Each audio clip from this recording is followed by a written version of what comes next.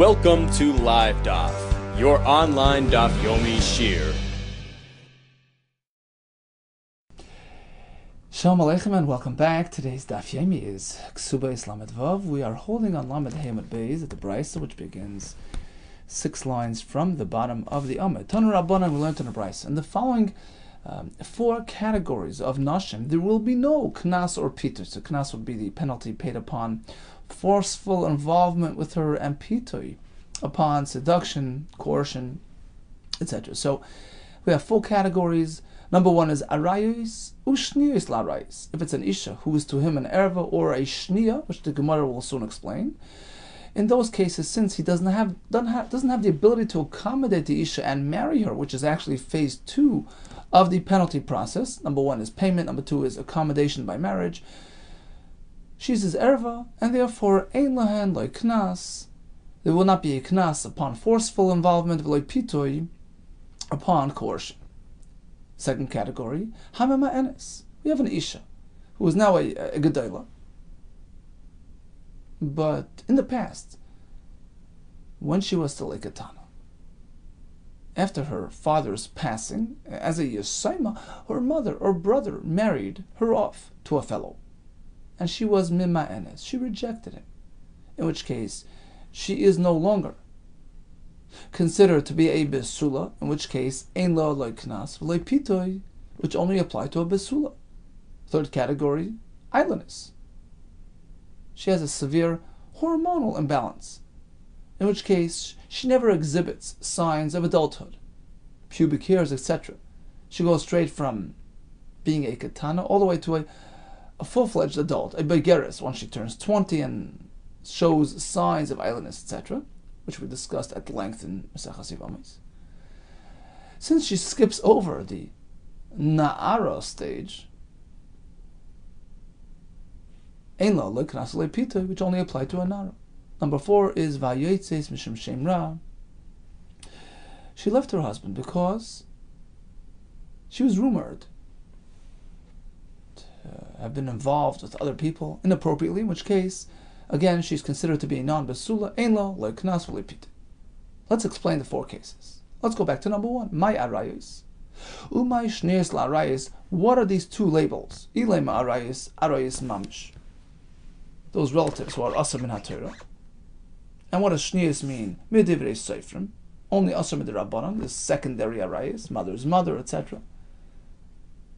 Well, if it's only asar midirabbanan and kiven de midairaisa, chaz yolei, since min haTorah she is mutter to him, there is potential accommodation by marriage to this woman.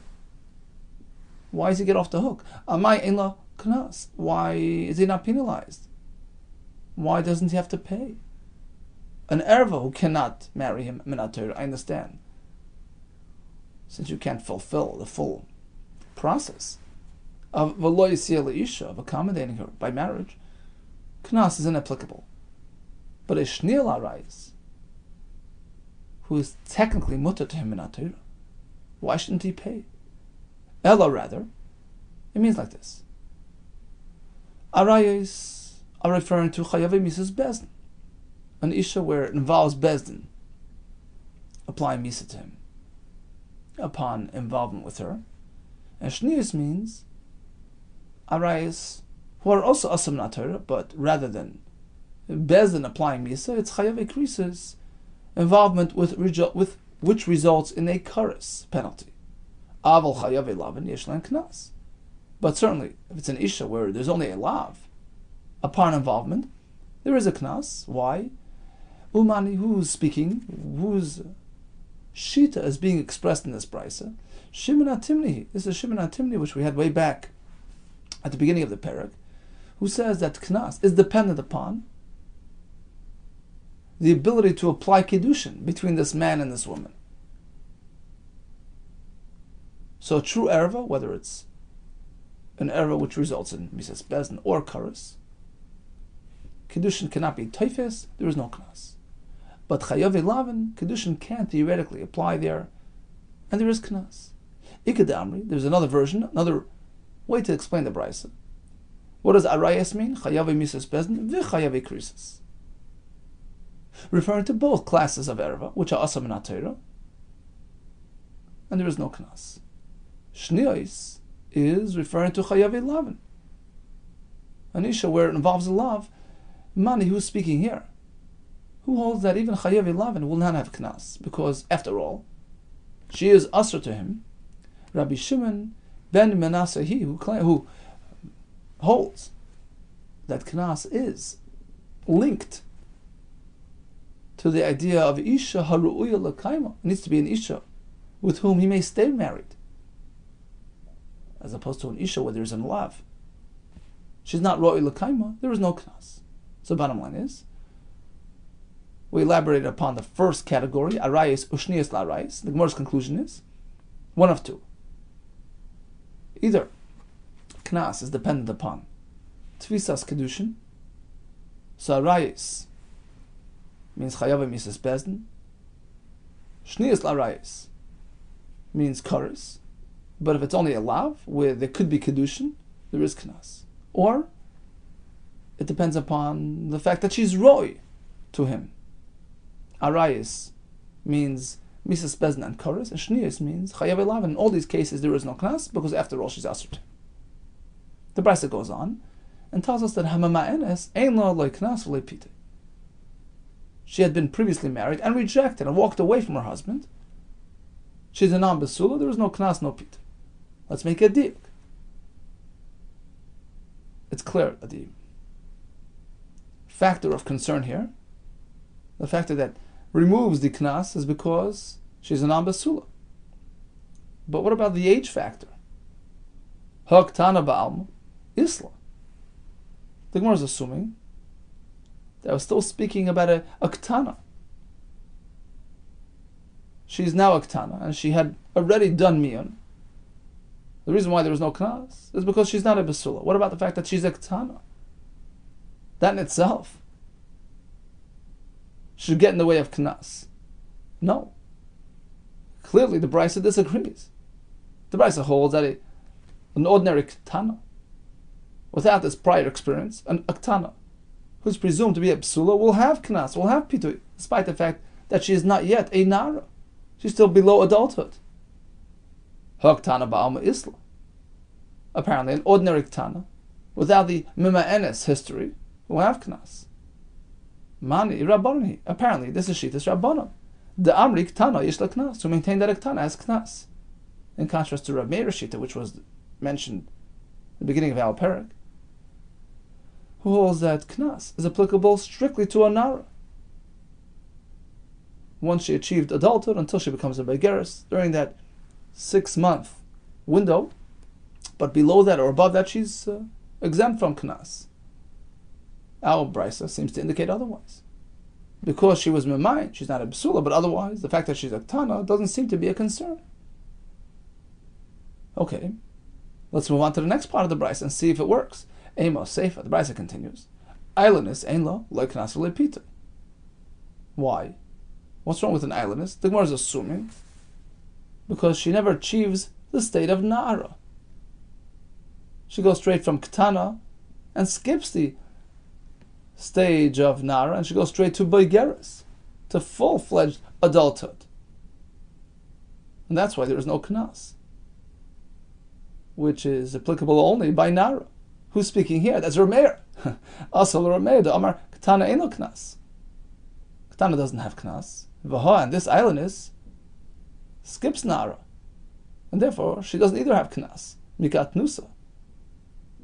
She goes straight from being a minor, yatsa lebegar, goes straight to full adulthood. When she achieves the age of adulthood, she gets to 20 years old and she shows signs of islandess, then we treat her as an adult.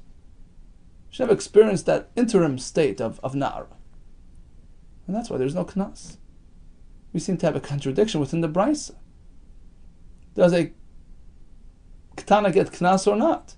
Reisha rabbanon, the first part of the brisa, which said that Mama'enes has no knas because she's not a besula, but the fact that she's a ketana doesn't seem to perturb us. Reisha rabbanon, that's in line with rabbanon that a ketana gets knas. The Seifa, and the next part, which says that an islandess skips knas because she's not a nara, Rabbi Meir, that's following Rabbi Meir. So the Brisa seems to be presenting an inconsistent shita here. Perhaps you'll say the entire Brisa is fully consistent with Rab Meir. Ektana has no knas. A Nara does have knas. And the question was, the first part of the Brisa. Well, we could say it like this. Kula Rab Meir here. The Brisa is fully Rab Meir. Ubim ma'enes. When it comes to the age that an Isha can be memayin, we are assuming it only happens when she's a Ketana, and that precipitated the entire diuk in the Brisa. That ma'enes is a reference to a Ketana. Perhaps not. Ubim ma'enes. When it comes to the age during which an Isha can do miyun, savalok Rabbi Yehuda. Maybe Rabbi Meir follows Rabbi Yehuda's shita in that regard, that even a Nara can do miyun. So when the Brisa speaks about a mema'enes, perhaps we are speaking about a Nara. And that's why, if not for the fact that she's a non-basula, she will have knas. Well, that doesn't work. Umi savala. Does Rabbi Meir then hold like Rabbi Yehuda in this regard, regarding the eligible age of miyun? Vatanya. We have a Brisa where they clearly disagree with each other as per the eligibility of the Tana to be Mamayin. Ad Moshe Abbas Ma'enes. Until what point can a Bas do Miyun? According to Rabbi Meir, only until adulthood.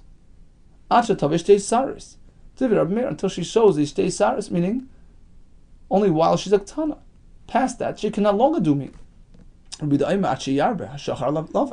goes past that until the area becomes more black than white, the abundance of hair. So bottom line is, Rabbi Yehuda is the one who says that even a Nara can do miyun.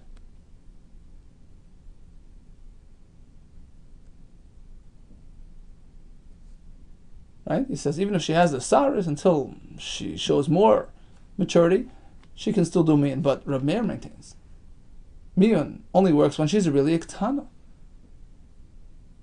So we can't offer our explanation. Ella, rather, perhaps we'll say like this: Rabbi Yehuda, the Brisa, with the 4 categories of Nashim who have no Knas and Pitui, that's Rabbi Yehuda speaking. Ubektana Savalak Rabbi Meir. And pertaining to the halacha of Knas by Ktana, he holds like Rabbi Meir in that regard. A Ktana has no Knas, only a Nara. And that explains why Ailanus has no Knas, because she never achieves Na'arus. She never gets to the point of Nara. So we explain part number 2 of the Brisa. What about part number 1? Mema'enes would have Knas if not for the fact that she's not a Basula. Very simple. We're speaking about a Nara who's doing Miyan. And this is fully consistent with Rabbi Yehuda, who says that even a Nara can do Miyan. And that's why she can have potential Knas. Umi Savala. Is that so that Rabbi Yehuda is consistent with Rabbi Meir Shita? We said Rabbi Yehuda holds Biktana ka Rabbi Meir, meaning that Knas will not apply to a Ketana, only to a Nara. Is that so? Umi Savala? V'amar v'dama Rav. Rav tells us, this is back on the first Mishnah in our parak, which told us that only a Nara gets Knas. Rav says, Zu Divi Rabbi Meir. This is expressing Shitas Rabbi Meir, that only Nara has Knas and not Ketana. Only Rabbi Meir holds that way, not Rabbi Yehuda. V'imisa, if indeed this is true that Rabbi Yehuda and Rabbi Meir see eye to eye when it comes to this concept, why did he single out Rabbi Meir and peg him as the man the armor of the Mishnah? Zu Divi Rabbi Meir v'Rabbi Yehuda m'bayli. He should have bundled together both. The Mishnah, which says that Nara gets Knas and not a Ketana, reflects both Shitas Rabbi Meir and Rabbi Yehuda. Okay, so this pshat doesn't work. So back to the kasha. We have a brisa with part 1 and part 2. Part 1, Mema'enes, because she's a non-Basulo, she has no Knas. Apparently the H factor doesn't concern us. The fact that she's a Ketana would not preempt Knas. But then it says an Ailanus doesn't have Knas. We're assuming because the Ailanus never gets to the point of adulthood, never achieves Nara. There seems to be a contradiction. So the Gemara will conclude with two terutzim that will work for us. Number one, Haitano, Savalak Rameir Bachad. Perhaps the Brisa reflects a third sheet. It's not Rab Meir. It's not Rabbi Yehuda. It's a Tana who we don't necessarily recognize or identify. A third sheet, who picked and chose. On the one hand, Savalak Rab Meir Bachad. In one aspect, he follows Rabbi Meir's shita. That knas only applies to a nara. That explains the halacha of islandness. She's not a nara, no knas. Upalagale b'chada.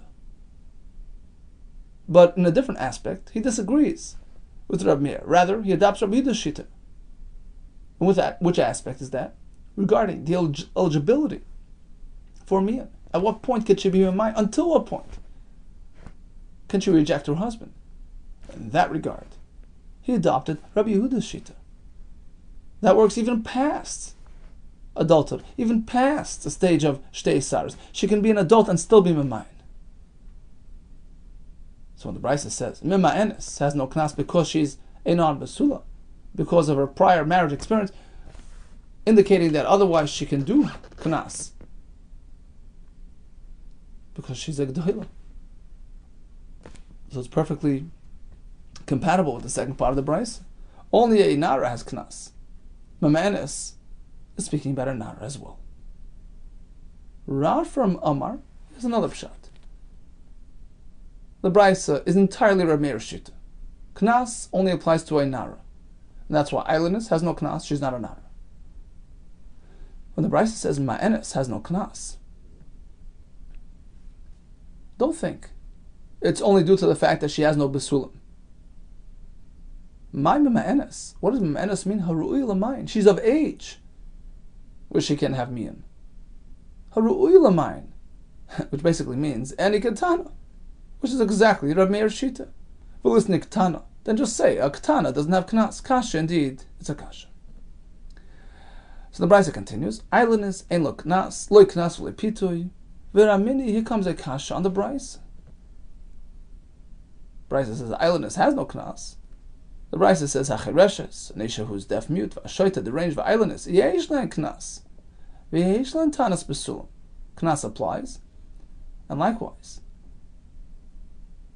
their husbands can complain upon discovering that they have no besul. They're expected to have mesulim upon marriage. So this is a kasha on our Brisa that Eilinus has no knas. Here we say she does. V'hai my rumya. What kind of question is this? It's two different shitas. Ha Rabbi Meir. Brisa number one is Rabbi Meir. The knas does not apply unless she's a nara, which an Eilinus does not have. Ha Rabbanon. Brisa number two reflects shitas Rabbanon. Nara is not a prerequisite for knas.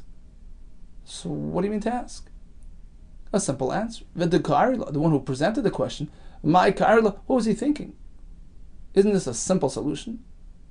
Answer: Mishum de Islay lemir ma'achariti aliva. Iluya. Truthfully, he knew this would have been a good answer. The reason why he introduced a second brisa was in order to facilitate another kasha from a third brisa. Brisa number 2 says, Charesha Shaita are presumed to be a besul. They have knas. Husband can complain when he discovers no besulim. But listen to Brisa number 3, which says otherwise. Chareshes v'ashaita v'begeres, an isha who achieved bagrus, full adulthood, the mukas eitz. She was struck by an instrument, in which case her besulim were removed. Ein la tanis besulim. In all these cases, husband can't complain. You can't expect besulim in all these cases. Hasuma, an isha who was blind, v'ailanis, yesh la tanis besulim. Sumchas mishum Rab Meir, summa ein lo tanis besulim, which the Gemara will soon explain. We have a kasha on our hands. Previous brisa says, Chereshes and Shoita are presumed to have besulim. They have tanas besulim, which means he could present a claim to Bezdin. Look, I expected a besul, I found none. The next brisa seems to say otherwise. You married a Chereshes, you married a Shoita, don't expect much. Ein lan tanas besulim. Omar of Sheshes, like kasha. The answer is like this. Let's go back to Yud Beis Amud Beis. This fellow discovers that an Isha, who he just married, has no Basulim. Well, she claims, sure. But you know when it happened? Under your watch, after engagement. Rabbi Gamliel says she's believed. Rabbi Yeshua says she's not. Here as well. Like Kasha, Ha Rabbi Gamliel, Va Rabbi Yeshua. The Brisa which says that a Chereshes and Shaita is not presumed to be a Basula. You can't expect much from them. That is Shita's Rabbi Gamliel. So just as she can claim it happened after engagement, we will present that case on her behalf. And therefore he can't complain. Va Rabbi Yeshua. The Brisa which says that a Chereshes and Shaita is expected to be a Basula. That's Rabbi Yeshua's Shita. She's not Naaman. She's not believed to say, well, it happened recently, after engagement. In which case here as well, he discovers her to be a non-basula upon marriage. He has a full claim against her. Asks the Gemara, what's the connection between our sugya and the sugya back in Daf Yud Beis, where she's actually presenting that claim? When does Rabbi Gamliel say that we accept her claim as fact? When she's actually claiming as such. She says, look, I know I'm not a basula, but it occurred after engagement. But in our case, where she's not presenting any claim, how do you know that even according to Rabbi Gamliel, she's in the right? Actually, yes. Says the Gemara, since Rabbi Gamliel maintains that she's believed, if she were to claim this, we would accept it. So this is an example here. The Chereshes and Shaita who can't present their own claims, we need to advocate for them. In this case, we apply Psach Pichal Ilimhu. Open your mouth and protect and advocate for the mute fellow, the fellow who can't protect himself, can't advocate for himself. So bottom line is, we have two brises. Brisa which said Chereshes and Shaita are presumed to be Basula and otherwise they're in trouble. Brisa which followed said otherwise. No, don't expect much from these fellows. You can't claim, well, I expected more than I got. Brisa number 2 is Rabbi Gamliel. And just as she could have claimed as such, well, it occurred after we engaged, it's your issue. We present that claim on her behalf. Psach pichol ilimhu, and there's no claim against her. V'bigeres ein lo tanas basul. Likewise, an isha who achieved bagrus, which means 6 months past when she became an adult, you can't claim, where is the basul? V'amar Rav, is that so that she no longer has basulim within her? Rav says, begeres, if one marries a begeres, and she sees dam upon their interaction, the first night of their marriage, the first night of their interaction, any dam that she would see, we blame it on the basulim, in which case she's presumed to be tar and not a nida. Pretty clear that even a begeres has the basulim membrane, which presents dam upon its disruption. So how can you say begeres has no tanas basulim? You can't expect her to have basul. Answer, either katan tanas damim. This fellow married a begeres, and he claims, look, there's no dam. Hachanami, of course, he has a point. Dam is expected even by a begeres, as we just brought from the Mishnah with the Laila Rishon. Hacha b'mayaskinan, when the Brisa says he cannot claim the katan tanas pesach. He claims that her channel was open. Well, since she's a begeres and more developed, it's very likely that her channel did open a bit. In which case, he mistook it as a pesach basuach, as though there are no basulim whatsoever. In which case, we correct that. We explain to him that perhaps she's still a basula, but you haven't really detected it. Sumchas oimeh meshumah remeir. Summa ein lo tanas basul. An isha who's blind, well, you can't expect her to be a basula. My time with the sumchas, what's the reason for this exception? Because an isha who's a summa is presumed to have fallen and tripped and bumped herself, which disrupted her basulim in her youth. Well, kula nami, all girls, chavuti, michbati, kula, michbati, they're all bumping and jumping and getting banged around. Why is a summa girl different? The answer is, Kulu, typically, rois, umaris liman. If she's injured, she notices dam and she'll show her mother and will know about it. In which case, there are no surprises. Zu eina roya, ve'eina mar liman. But a summa, since she can't see what's going on, perhaps she didn't notice dam. She never shared it with her mother. In which case,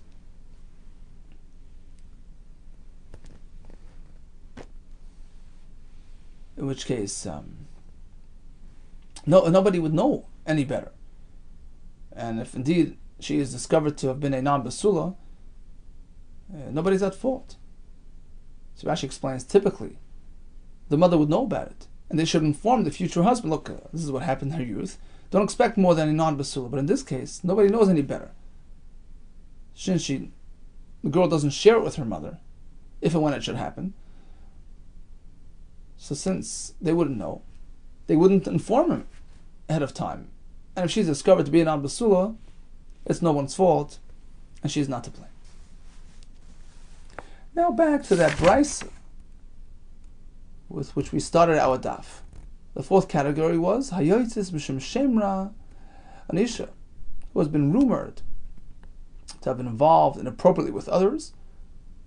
Again, she's not a basula, no knas and no pita. What exactly happened? Hayotzis B'Shem Shemra. If this is the typical shemra discussed in the Torah, where a husband claims his wife strayed from him, well then bask skila, she gets skila from Bezdin. Of course there's no knas, there's no pita. Of course she's not a basula. Isn't that obvious? Amar of Sheshes, Hachika Amar, the brisa means like this.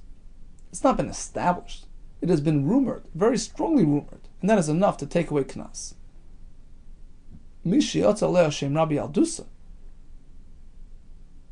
In her youth, it was rumored that she was involved with others. In that case, we have strong reason to believe that she's not a basula, and therefore ein lo leiknas ulepita. Amar Papa, shmamina. We can derive another halacha from this one, which is hayishtar reya. We have a document, a loan document, which has been put in question. We can't use it to collect. What exactly are we speaking about? What type of document? And what type of question was raised against the document? Is it that has been rumored that this shtar is zaifa? Is a forged document. Okay, so you're comparing it to our halacha of the Isha with her questionable history, right? The kavasa. And this will be parallel to our case, hacha over here, the nafaka la kala the zanai. It has been rumored that she was involved with other men. Is that the case? A rumor is enough to change her status. Rava tells us rumor is nothing. Yatza la shem mazana be'ir ein chayshish in law. An Isha who has been rumored in town that she was involved with others. We disregard rumors. Rumors are nothing. So why would you give it credibility? Ella, rather, it was more than just a rumor. What happened? The also betray. Two Edom come along. V'amrei, they claim, lidid hu tavasnihi bi'isura. That this Isha here approached them to involve themselves with her inappropriately. So that's what they're claiming. That's what they're testifying. And therefore she's assumed to be a non-basula. Because if it didn't happen with them, perhaps she found others. So likewise, in our case of the shtar, which is the parallel case, right? What happened?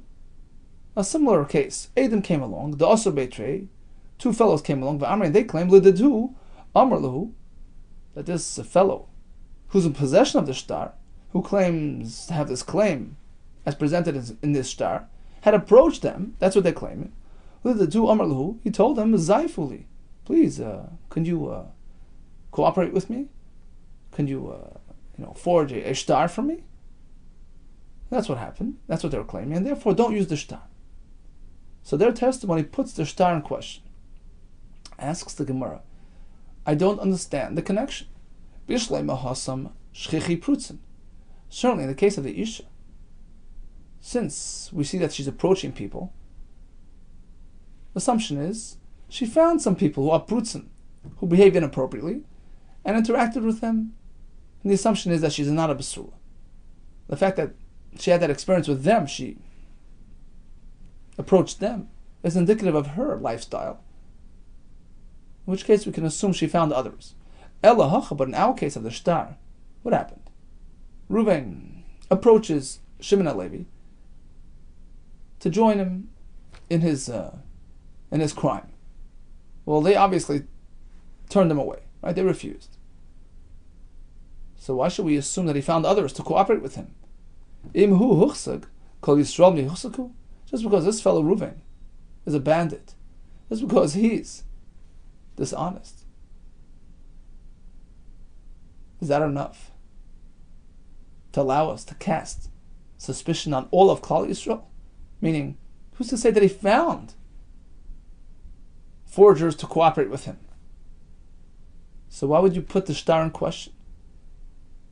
Hachanami here as well says the Gemara Kivan the Kamahadar Zuyufa. Since you see that he's seeking to forge a shtar, he would have worked it out somehow. Ultimately, Amar will say Zuyufa Zayef Akasav. He trained himself. He practiced well enough until he actually himself forged the shtar. True, maybe he didn't find others to cooperate with him, so he himself did it. And therefore, it puts the shtar in question, and we put it to rest. Continues the Mishnah. We're going to have several other cases where there is no knas. Whether due to the fact that she's not a besula, whether due to the fact that she's an erva, which carries with it a misas bezn, in which case we'll say, come lebe de rabamine, this fellow is punished with the most severe punishment, misas bezn, and therefore it includes everything else. There's no payment that comes along with it. Ve'elu she'ein knas. In the following nashim, knas doesn't apply. Habala giyoris. He was involved with a convert. Vala shvuya, an isha, was taken captive. Vala shivcha, a maidservant, who came back and joined the community, already past age, past 3 years. Sheniftu. They were redeemed. This is the captive isha. Vishan is gairu. They converted. This is on the giyoris. Vishan is tacharu. They were released from slavery. A bit too late. Yiseris. Al b'nais shalish shanim yamechad. Past 3 years and a day, which case, since they were present in these environments, amongst the goyim, etc., which lends to immorality, which lends to suspicion that she's no longer a besula, and she came back and joined the community past age, past 3 years and a day, in which case, if the besulim were indeed disrupted, it remains that way permanently. She's presumed a non-besula, and therefore there is no knas. Rabbi Yehuda disagrees. When it comes to a captive isha, he disagrees with the entire chashash that we're working with throughout the Masechta, that a shvuya is presumed to have been tampered with, and therefore a non-basula. Rabbi Yehuda Omer shvuya sheniftis, you redeem a isha from captivity, harehi b'ktushasa, she's presumed to be b'ktushasa, meaning she retained her status, untampered by the goyim. Even though she's now a gdoila, past 3 years and a day, past 10 years old, doesn't matter. She retains her basula status. Now we're going to have a list of arayas, which generates mitzvahs bezdin, and certainly there is no knas upon involvement with them.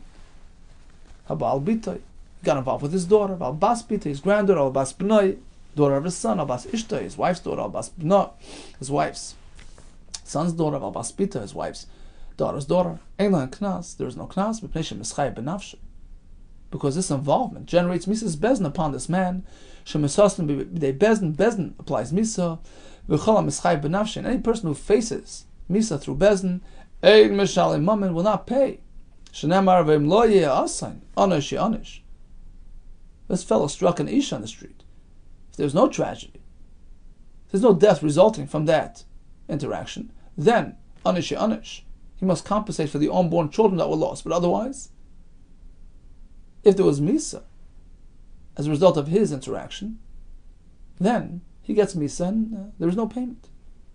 Amar Rabbi Yehuda, Rabbi Yehuda, the Shittas Rabbi Yehuda in our Mishnah, that a shvuya who returns from captivity retains her status.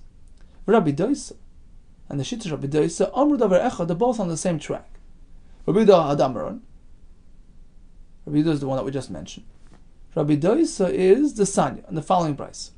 Shvuya Echelas Betruma, the Rabbi Doisa. Rabbi Doisa maintains that an Isha who's a Bas Kohen, who was taken into captivity, she returns back to Truma. Amar Rabbi Doisa, I'll tell you why. Who's to say that she was physically abused to the point that she's puzzled?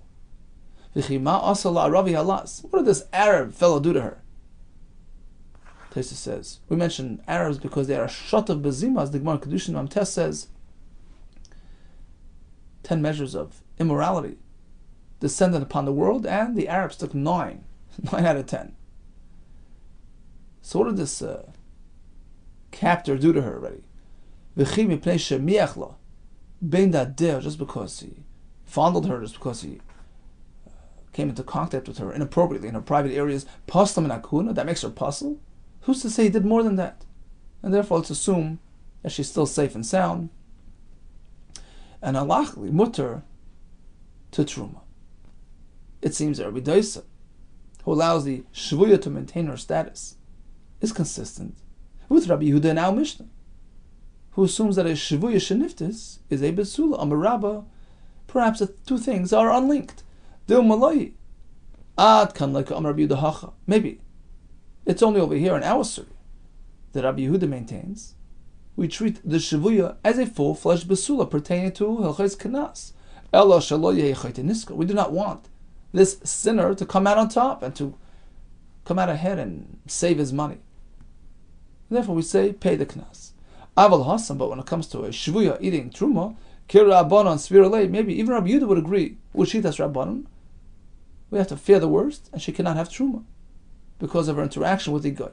Inami, or you can say, Ad Kan. Loika Amar, Rabbi Doisa Hasan. Perhaps it's only over there that Rabbi Doisa maintains that she can have access to Truma because we're speaking Ela but Truma de Rabbanon, only Rabbanon type of Truma. From Chutz La'aretz or from items other than grain, olives and grapes. Aval Knas Dairaisa, but when it comes to halachas of Dairaisa, such as Knas, Kir Rabbanon Svirolei, perhaps here, he would agree with Shitas Rabbanon. We have to adopt the strict view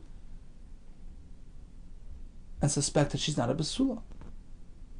So perhaps Rabbi Yehuda in our sugya is on a different track than Rabbi Doisa and the other sugya. Amali Abai. Abai responds to Rabbi. V'taimed Rabbi Yehuda hacha shelo yechayt niskar. Do you mean to suggest the reason why Rabbi Yehuda applies Knas by Yeshvuya is simply because we don't want this fellow to come out ahead? Oh, Tanya, you find that in Brisa that indeed Rabbi Yehuda considers her to be a Besula pertaining to other things as well, not just Chayter Niskar type of things. Rabbi Yehuda Omer Shvuya Shenishbiz Hari B'Kedushasa.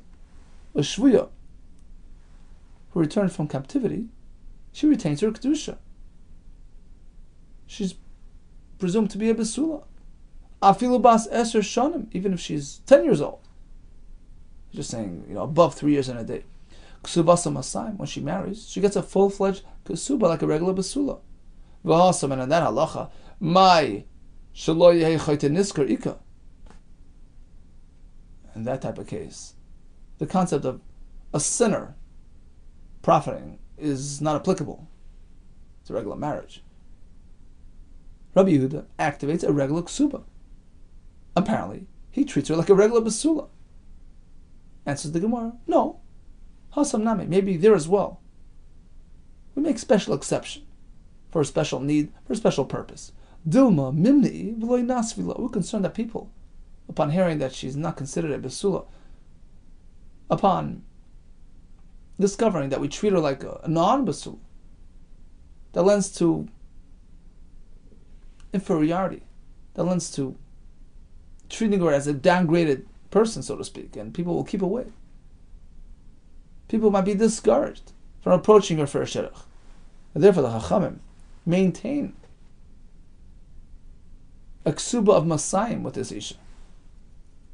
This way, people will treat her with respect and she'll be sought after. So perhaps, even according to Rabbi Yehuda, a shvuya returning from captivity carries with her a chance of a non-basula. But in certain instances, we ignore that. For instance, by choyte nisker, by knas, and by the ksuba. Asks the Gemara, V'savar Rabbi Yehuda b'kshusasa kaima. Is that so? That indeed, according to Rabbi Yehuda, a shvuya is considered to have retained her status. That was the running assumption, at least according to Rabbi Yechanan, that according to Rabbi Yehuda, she retains her status. We're not choishesh that she's a be'ula. V'hatanya. Listen to this price. Haboy de es shvuya. We're talking about a kohen. He redeemed a shvuya. Yisa'ena. He may marry her. And he can assume that she's a kosher woman, untampered by the goyim. Meidba. Let's say he didn't personally redeem her, just vouching for her. He's testifying on her behalf that she's okay. Lo yisa'ena. He can't proceed and marry her. Whether he's just vouching for her or he actually redeemed her and personally, he can't marry her. That's the price. Now, Haguf Kasha. Let's take a close look at the price, which seems to be inherently difficult to understand. We begin by saying, he redeemed her, he can marry her. And then we say, he redeemed her and he's vouching on her behalf, he can't marry her. It makes it worse. Mishum de maid, but just because he's supporting her case. Lo yisena, is that a reason why not to marry her? Halakasha, the answer is like this. Hachigamar, the Brisa means, if both factors are present, he laid out money and is vouching for her, then he can marry her. Because if it wasn't true, if he wasn't 100% certain that she was safe, that she was unaffected, he would not have laid out his money to redeem her. So in this case, he can marry her. But suppose he didn't spend any money on her, just meidba. He's testifying on her behalf, but he didn't invest his personal wealth. In this case, meidba kidi, he just is testifying. Well, he's saying he can't marry her because maybe he's just motivated by his desire to marry her. But really, there isn't much truth to his testimony. Okay, so we understand the Brisa, but Mikol Mokem Kashil Rabbi Yehuda. This is going to be a Kash on Rabbi Yehuda because in our Mishnah we seem to see that according to Rabbi Yehuda, a shvuya is deemed safe, and here we see that according to Rabbi Yehuda, in all cases, a kohen cannot marry a shvuya who returns from captivity. Amar Papa Ema. Let's relearn the Brisa as follows. Rabbi Yehuda Emer Benkach Yisa'ena. Whether it's this or that, he can marry her. As long as he vouches for her, he can marry her, irrespective of whether he spent money on her. Why? Because according to Rabbi Yehuda, a shvuya who returns from captivity is considered to be kosher. So even if he doesn't vouch for her, even if he doesn't support her case, the chazaka is that she's unaffected. So it doesn't matter. Circumstances irrelevant.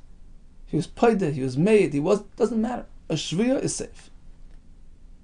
So the chashash that there was something wrong there, as long as it's not confirmed, she has a chazaka that she's okay. So we change Rabbi Yehuda's gerasa. Instead of lo yisena, we change it to yisa'en. Rav Huna b'Yehuda B'Shua Amar, he has a different teretz.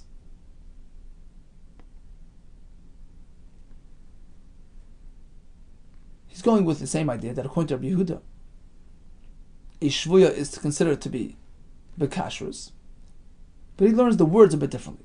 Rav Huna b'Yehuda B'Shua Amar lo elam kediktani. Let's stick to the same gears that we had. Let's not switch the words. Rabbi Yehuda l'devrem de rabbanon kamarlo. You thought that Rabbi Yehuda was expressing his own personal opinion. No, he was simply relating to the Shita de Rabban. Because Lidadi, according to my personal opinion, whether it's this type of circumstance or the other, he can marry her.